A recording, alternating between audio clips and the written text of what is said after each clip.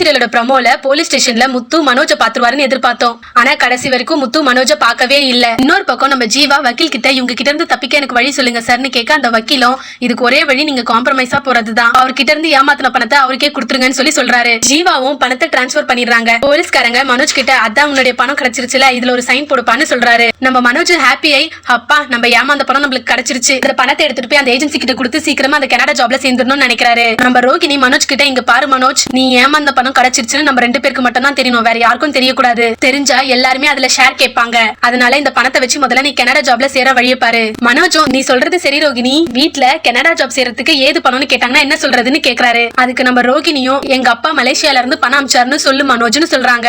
போலீஸ்காரங்க ஜீவா கிட்ட உன் பக்கம் சாட்சி கழுத்து யாருமா இருக்காங்கன்னு கேக்குறாங்க. நம்ம ஜீவாவும் என்னோட லாயர் இருக்காங்கன்னு சொல்றாங்க. ஆனா போலீஸ்காரங்க பத்தாதுமா வேற ஒரு சாட்சி கழுத்து வேணும்னு சொல்றாங்க. அப்ப வெளியவே நின்னுட்டு இருக்க நம்ம முத்துவை யதார்த்தமா பார்க்க அவர்கிட்ட போய் சாட்சி கழுத்து போடும்படி கேக்குறாங்க.